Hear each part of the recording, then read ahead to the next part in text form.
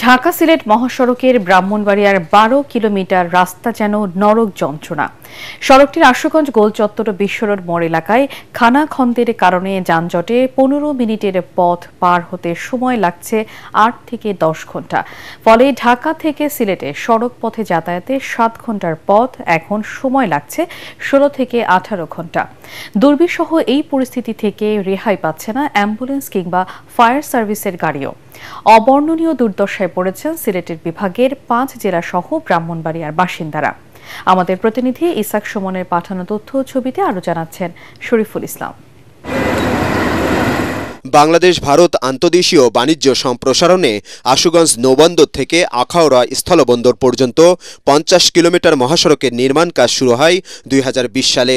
৩টি প্যাকেজে প্রথম দফায় ভারতীয় ঠিকাদারি প্রতিষ্ঠানের ২০২৩ সালে কাজ শেষ করার কথা। নানা কারণে এর মেয়াদ বাড়িয়ে ২০২৫ সালে ৩০ জুন পর্যন্ত করা হয়, কিন্তু তাতেও পুরোপুরি শেষ হয়নি নির্মাণ কাজ। ঢাকা সিলেট মহাসড়কের আশুগঞ্জ থেকে বিশ্বরোড মোড় পর্যন্ত ১২ কিলোমিটার সড়কে ৬২% কাজ শেষ হয়েছে।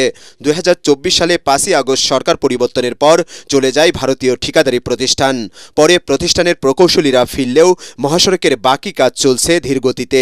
সেই সাথে আশুগঞ্জ মোড়, বিশ্বরোড মোড় সহ বিভিন্ন অংশে তৈরি হয়েছে খানাখন্দ।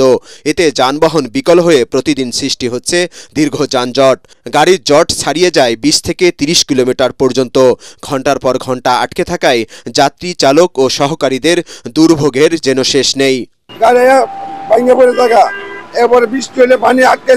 কখনো ৭ ঘন্টা, ৮ ঘন্টা, ১০ ঘন্টা, এমনকি একদিন হয়েছে যে ২০ ঘন্টা পর্যন্ত জার্নি করা লাগছে। এয়ারপোর্ট যাবো, হচ্ছে বিদেশ যাত্রী, নতুন যাত্রী তো ৪ ঘন্টা আগে ঢোকা লাগে, সেক্ষেত্রে আমি টাইমটা মেনটেন করতে পারতেছি না। যানজটের কারণে সিলেট, হবিগঞ্জ ও ব্রাহ্মণবাড়িয়ায় গড়ে ওঠা শিল্প কারখানার উৎপাদনও পড়েছে ঝুঁকিতে। ক্ষতির মুখে পড়েছে ব্যবসা বাণিজ্য। প্রতিদিনই আমরা মুরগি নিয়ে যাই, যে পরিস্থিতি রাস্তাঘাটের, মুরগি রাস্তার জ্যামের কারণে মুরগি সব মরে যায়। বিশ্বরোড থেকে এই পর্যন্ত আসতে ৪.৫ কিলো আসছি, ৩.৫ ঘন্টা সময় নষ্ট হচ্ছে ভাই। কোটি কোটি টাকার সময় নষ্ট হচ্ছে। কিন্তু হাইওয়ে থানার পুলিশ জানায়, রাস্তার কারণে প্রতিদিন দীর্ঘ যানজট নিয়ন্ত্রণে হিমশিম খাচ্ছেন তারা। রাস্তা মেরামত না হওয়া পর্যন্ত যান চলাচল স্বাভাবিক করা খুব কষ্টকর হচ্ছে, আর না হলে জনভোগান্তি কমানো খুব কষ্টকর হবে। সম্প্রতি সড়কটি পরিদর্শন করেন সড়ক ও জনপথ মন্ত্রণালয়ের সিনিয়র সচিব এহসানুল হক।